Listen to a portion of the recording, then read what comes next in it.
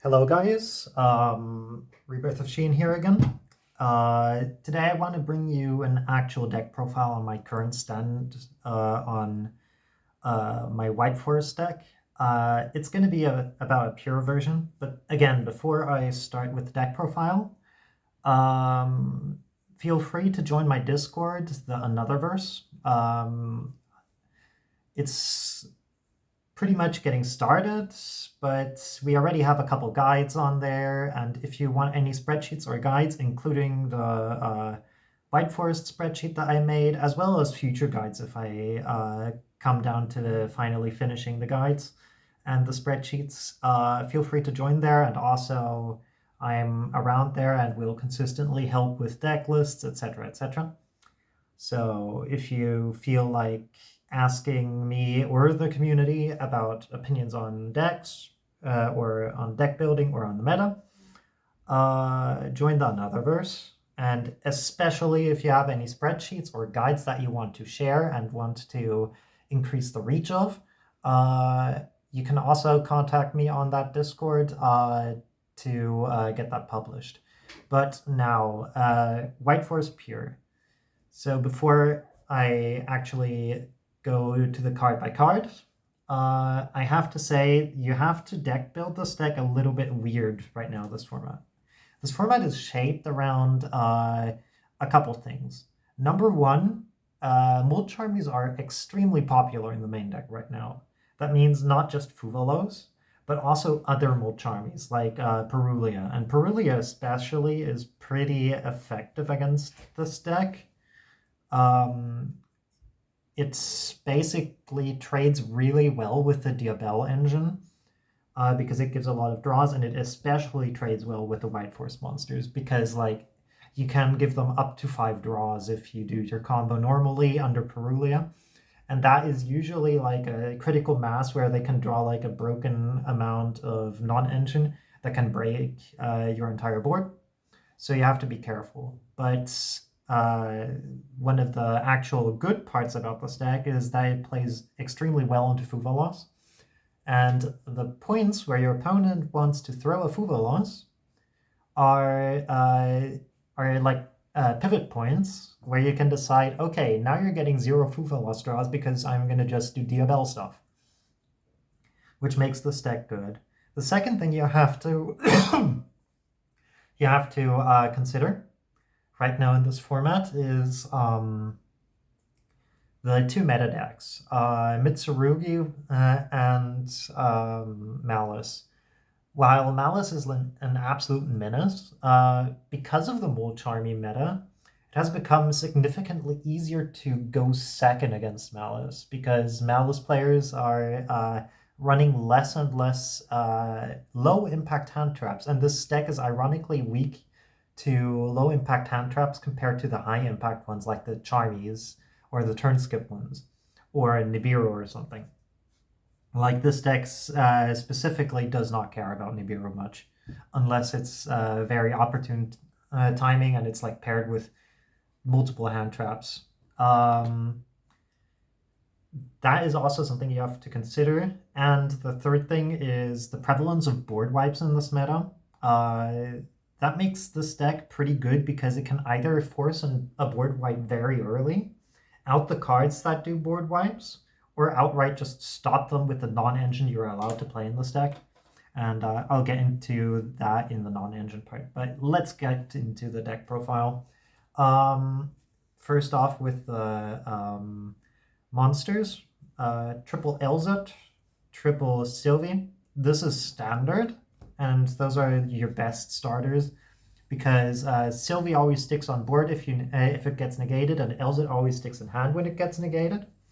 And if one of each is negated, you can still kind of play even further because this card exists. And this card is the bread and butter, and resolving this is pretty important because it bridges you into the Sinful Spoils part of the deck. I have been playing in the past 2 of those, but I've cut down to 1. Mainly because non-engine is also very important in this meta, but you have to play the correct amount of non-engine. The next thing that is actually important in this meta is consistency, which is why I brought an old pal back, Stellar of the White Forest. I have seen the list that plays 2 of this. I am playing 1 because the math. If you play 9 starters for White Forest, you on average on an 11-round tournament with around 2.5 games per match, have like a fifth. Like if you're on 9 starters, you have an above 50% chance of breaking over 6 times. If you add 1 starter during like 2.5 round, so like you play about 26 matches or something, 26 games, you have a below you have like a 30 or 20% chance of breaking without White Forest cards in your hand 7 times or more. So this is actually just to stop yourself from losing at high round events too much. If you're playing something like a regional, you really don't need this because consistency matters less on a regional level, simply due to big numbers not adding up very much. But a Stellar allows this. And this is also a meta call in per se because this card plays, out of all White Forest cards, best into Mulcharmy Perulia. And also it makes the strongest board. If you want to see the combo to make the crazy board with a Stellar, it's in the spreadsheet.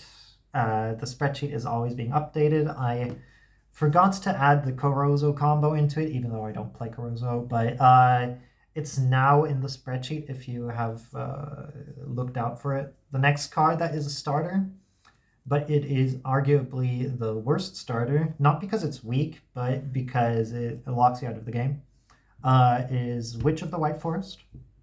As you see, we're not playing Ruchia for our White Forest monsters. This has to specifically do with the fact that you really don't need her, mainly due to this card. So one thing that will often happen to you is that you get negated on one of your summons, and this card enables stuff like a Stellar or a normal summon Sylvie in combination with this to still access a big part of your White Forest combo. The best part is if you have like this and this gets negated and you have this as an extender, because then you can still completely play further on. The only thing that you cannot do is go into Azamina combo. Another thing you really have to know about this card, it only dark locks you when you search, and the search is optional on activation. So if you for whatever reason have like this in hand already, and you normal summoned, I don't know, a Fuvalos or something, you can make this a tuner and then use Fuvalos and this to go into Archila. Has come up multiple times in testing for me. But in general, just keep that in mind that this is a realistic play. And it also enables you with these two to go into Poplar. And Poplar enables you to go more synchro plays and search your Simple Spells engine with this, which is big. White Forest spells, 1 Tails, 1 Simple Spells with the White Forest. We're not playing any of the White Forest traps because Woes sucks into Impulse and Ash Blossom, and every deck that can run Impulse runs Impulse, and every deck that plays into any Charmy whatsoever runs Triple Ash, except for us. Spoiler alert. These two are just the best. This is the most versatile tool in the deck because it's the most searchable spell card in the deck, due to being both a Simple Spoils and a White Forest card. It's often used as like an insurance policy on your board if you ever get drolled. And in general, you can do a lot of fancy plays with it. Like you can special summon Fiend monsters on your opponent's turn by flipping this. It's really effective. And it also, of course, works on your turn. There was a situation online where I got Bestial Magnamuted on one of my plays, and I had a Chaos Hunter chilling in hand because my opponent was not committing into the full Malice combo because he bricked, and he was trying to banish Azamina LZ after I targeted it with Hollowed Azamina.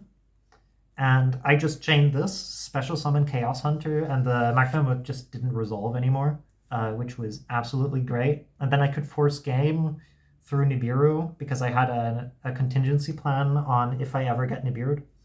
And also, of course, the fusion summoning is pretty relevant. It lets you adapt your board. The next engine that we're playing are Diabell cards. One Diabell Star, the Black Witch. I might put this up to 2 because of Drone Lockbird. This card is the reason that we sometimes can play through Drone Lockbird. You need to, of course, play this because it's just so good. And if you normal summon Sylvie and then still have Wanted in hand, this is why you don't activate Wanted in the draw phase. If Sylvie gets drolled, you then chain Wanted and search this, and then you at least get 2 disruptions out of that field, and you only have to sacrifice 1 card in your hand, which can be the Sylvie add, depending on what you added. So yeah, this enables that you can win through droll.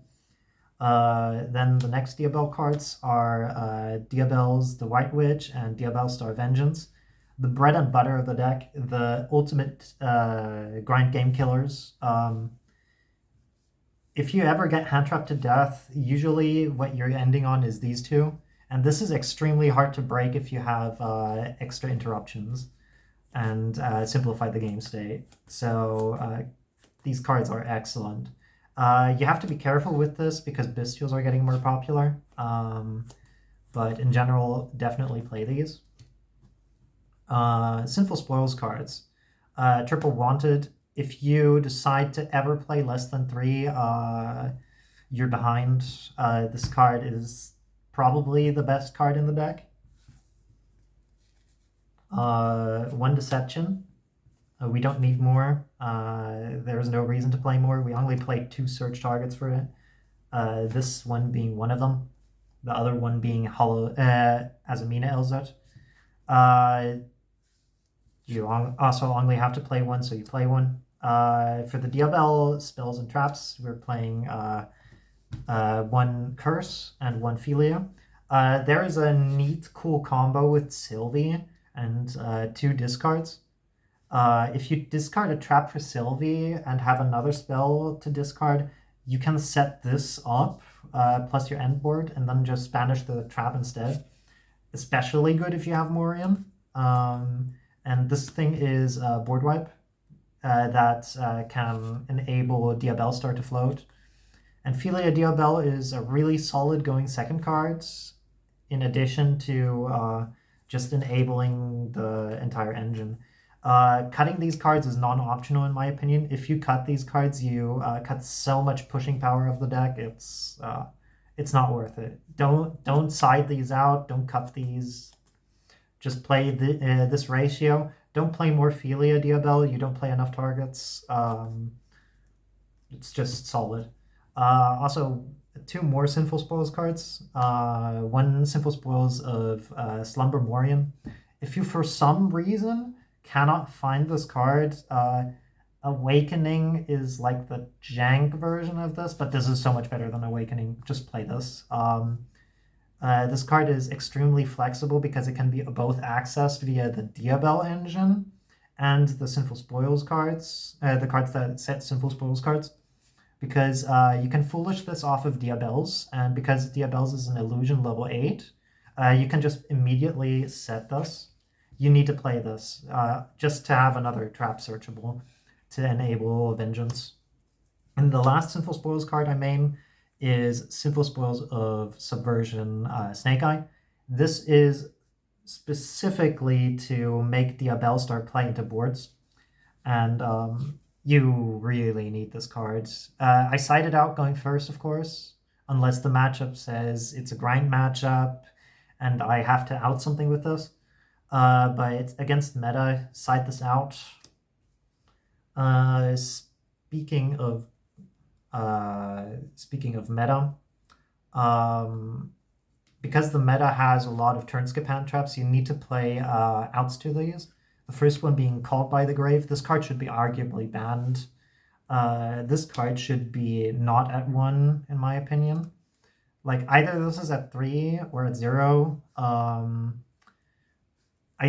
This card is extremely unfair, but what really makes this card unfair is if you open both together, it's just an FTK because the hand trap resolves, and then you get to look at the hand and rip the second hand trap, and you have entire hand knowledge except for the card that he drew. And if your opponent like ever plays, you just like wait until something happens that threatens an undestructible board. And yeah. And the third out for hand traps that we're playing, mainly because I don't own a crossout designator, Instant Fusion. If people decide that the Bomber board is the go-to end board for Malice, this card outs the Bomber board, which is really, really funny. The big caveat on this card is that the extra deck is tight, and you will see that I actually had to make a concession there. But this card is extremely good. It also summons a spellcaster, so it enables Tails to be live and combo, which is really, really solid. Then hand traps. We are playing 6 hand traps. The best card in the format, and the also best card in the format. Drone Lockbird is simply unfair, and it's very discussable if this card should be legal or not, but it's extremely unfair behind a board. And Fuvalos is, in my opinion, there is some math that you can do. The maximum amount of Charmies is the one that is closest to a 50% chance to opening 1 Charmy, and that means it's 4 Charmies. I decided to play 3 so that I open 1 Charmy usually instead of 2. And also because I don't own Perulias. I think playing 3 is best because an issue that the current decks have is they are playing 6 Charmies, and that means if they ever use draw effects, or if they don't, it doesn't matter, but especially if they use draw effects, they will start drawing into these Charmies turn 1, game 1, and that will actually make their board so much more crackable because they are not drawing stuff like this, or stuff like Ash Blossom, Imperm, Ultimate Dominus Impulse, Dominus Purge, Nibiru. If they draw into Charmies, suddenly every board in this meta, except for Ouroboros loops, is breakable right now with Engine. But as soon as a hand trap is behind those boards, we have found in testing that these boards, unless your opponent misplays, are completely unbreakable with Engine. And this card is just absolutely unfair against Mitsu. It's unfair against our own deck, and it's acceptable into Malice, but of course you side this out against Malice. To back up the Fuvalos, you actually need to play payoffs, and one of the payoffs is Forbidden Droplet. While this card does not super duper synergize with our deck, it does if you play the correct cards to accompany it, and these are the final 3 cards in my main deck. 3 Blackout Laughs. Something that makes this deck really, really good into stalling a game out is having access to traps that do things twice, that you get double value out of. The main issue with hand traps is you discard 1 hand trap, it lasts for 1 turn that you can like negate something. Like for example, if I would play the mirror match and I get to Ash LZ, the LZ is still chilling in the hand. Or if I Ash the Sylvie is still on the field, and even if they cannot combo, they probably can use the remaining resources next turn to play on. If this card is on the field and I use its effect, for example, to stop like a White Rabbit in the banished pile trying to special summon itself, I still have access to this on the next turns to banish it and use the graveyard effect, which helps you a lot installing out games to the point where we can get White Forest Engine. And as soon as we resolve the White Forest Engine, the game is over. I think like the critical point of winning the game is summon Archiella or summon Murcielago. And buying time, these cards are excessively good at buying time. And also, of course, they are excellent discards. And Droplet just combos really well into your opponent making a play expecting that it works and then it doesn't. Rather than using proactive board breakers that like say, look, the access code is back in the extra deck because I used Ultimate Slayer, or oh look, I Raigeki the board. Okay, now the monsters are in the board on the graveyard. In the graveyard. Now you instead actually trade for the interactions, which is really great. And this also enables talents to be more live, which is also really, really good. So this rounds up my main deck. It's 40 cards. For the extra deck, the standards, we play both level 6s and Diabel, as well as Poplar. Poplar, you can actually hard synchro summon in this deck using the field spell. And this can enable combo, and also this enables OTKs, provided you play the correct card in the extra deck. The next synchro monsters that we're playing, Snake Eyes Vengeance Dragon. If you ever have to deal with something that you really don't want to hit the graveyard, this is your friend. And also this is pretty easy to make, actually, because we are now playing 2 level 8s. And we can also make it on our opponent's turn via Vengeance, which is really, really good. Definitely play this card if you're playing pure. If you're playing if you're playing the Fiendsmith variant, and I'm personally not a friend of the Fiendsmith variant because it clogs the extra deck, you cannot really afford to play this, but this card is excellent. Chaos Angel is absolutely insane into Mitsurugi. They have a real problem outing this, and there is an anti-memento board where I make this under a Saint Azamina and have Diabel's life, and Memento can't really deal with it, especially if I have a Morian set, because they cannot attack. Any damage they deal to me is dealt to them instead, so they cannot attack directly with Combined Creation. They cannot run over the entire board because everything is protected by battle. They cannot Raigeki the board with their 20 different pop effects. And all your synchro monsters are unaffected because this is always light dark. Very important. This card enables you to sometimes win through Droll. Again, if you open Wanted plus Sylvie, normal summon Sylvie, effect, search, opponent activates this funny wind spellcaster, then you can just special Diabel Star, set Morian, and then synchro into this. And this is a board wipe that also is a time card. And you can activate it whenever, which is also great. This works in the battle phase too, which is not the most common thing right now for other cards. And in general, this will save you games. And also you can summon this on your opponent's turn, again via Poplar. I also have a spreadsheet combo for that in case a Stellar gets negated. We can make a board where we summon this on our opponent's turn, trigger Diabel Star, and yeah. So that was our synchro monsters. For our fusion monsters, of course, we have to talk about the Azaminas. For the 6s, we're playing all 3. This card will help you against decks that have triggers on destruction. Looking at you, Memento. The next cards, Moa Regina. This allows Diabels plus Azamina LZ to combo really, really well. Because you get to fuse into this, and then you can make a Light Dark Chaos Angel as your 5th summon and search Sinful Spoils cards. And you don't even need to access Hollowed Azamina to do this combo.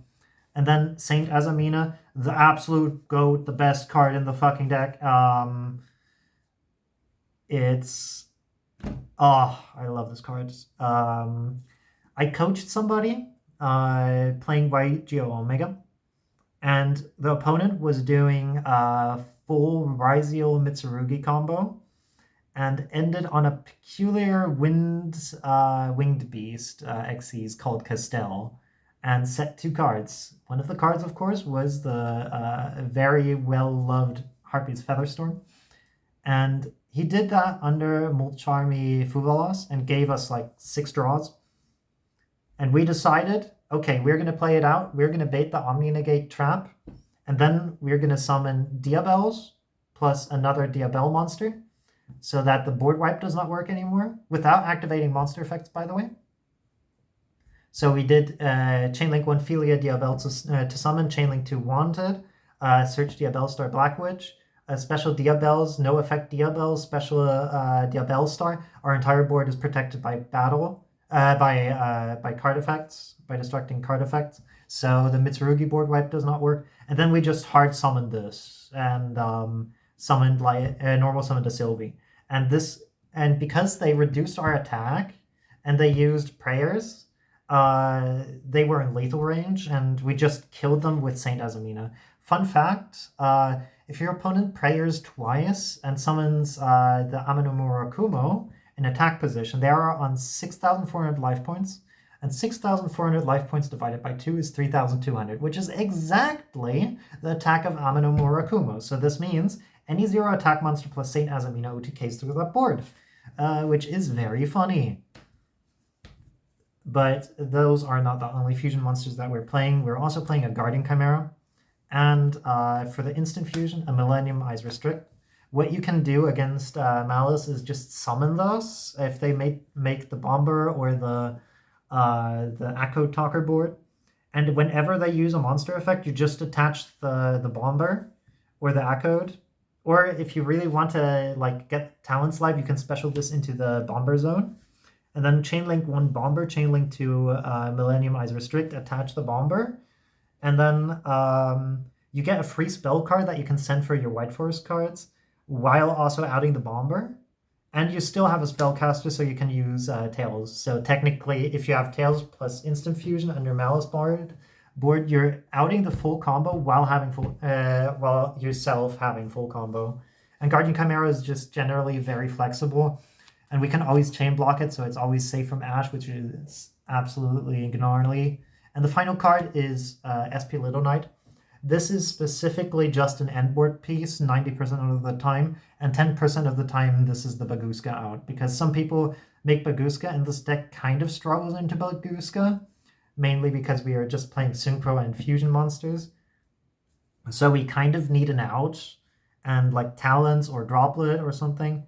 Like only Droplet or SPR are real outs in the main deck, and of course Subversion.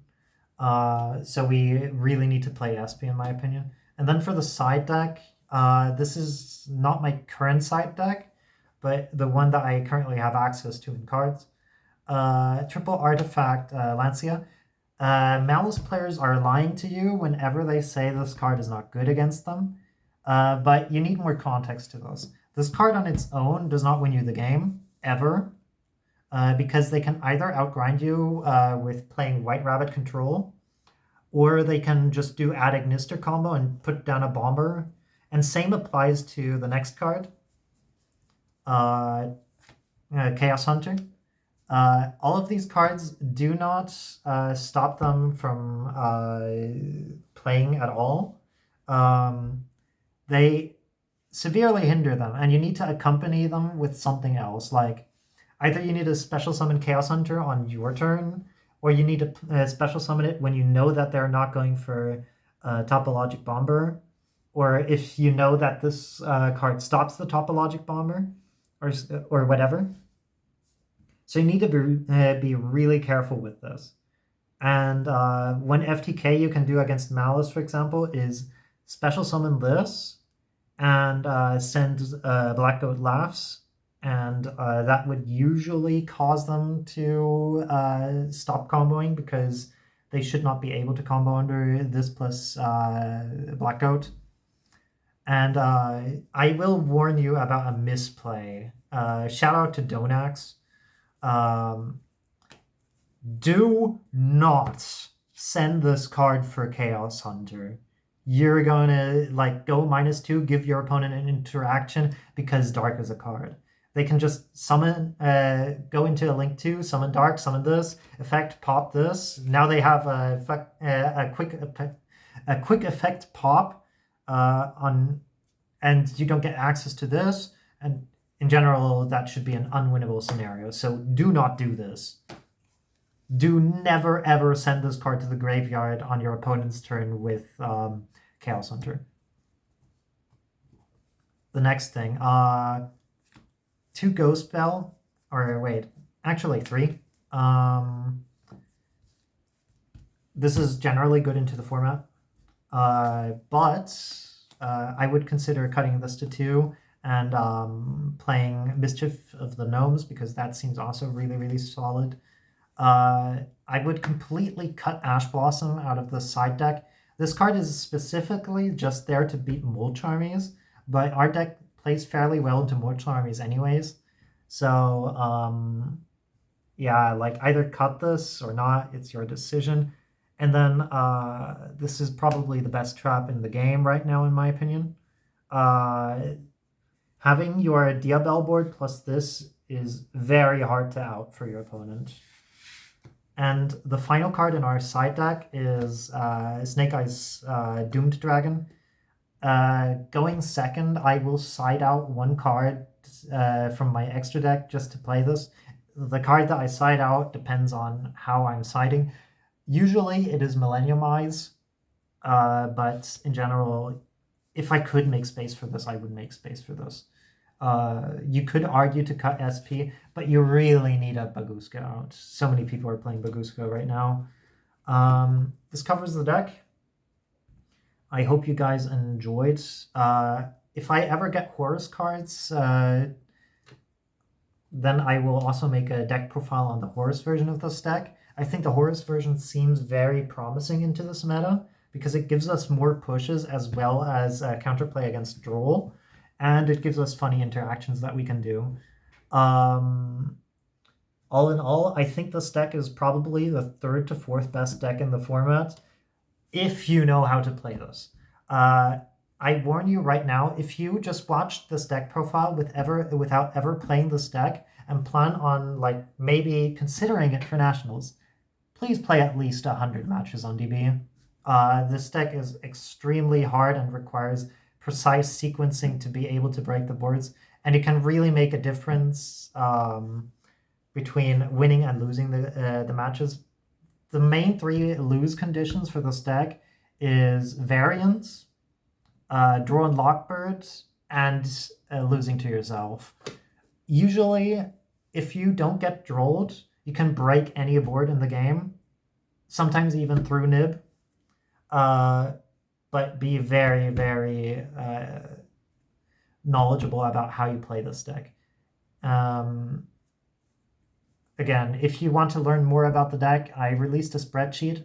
The spreadsheet is not enough to learn this deck. I will just tell you right now.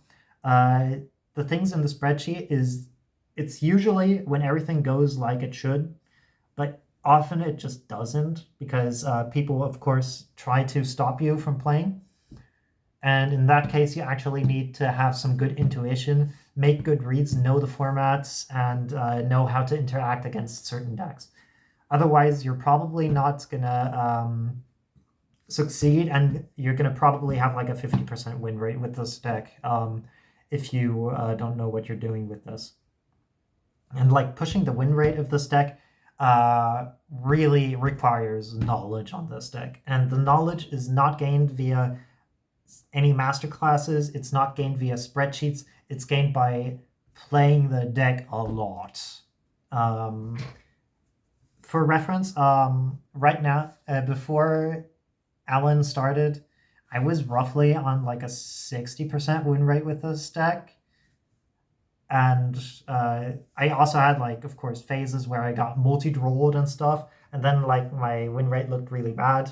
And against certain Malice variants, especially aggressive going first variants, this deck will suffer. But if you're playing against the Mulcharmy meta, I currently am on DB 14-2 with this version of the deck. And I also won my first locals with this 4-0 undefeated. And I got rolled 5 times at that locals, just saying. Of course, it didn't resolve 5 times, it resolved 3 times. And I still only lost 1 game to Droll because the Droll game happened while my opponent had a full board. And, well, full board plus Droll is pretty hard to out.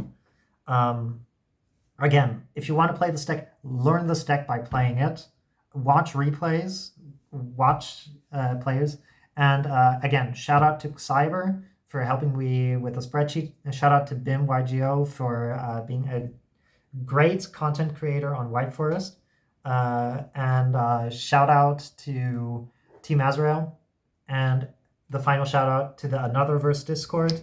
If you want spreadsheets, if you want guides, if you want feedback on your deck list, if you want to play remote, the Anotherverse is your place. See ya.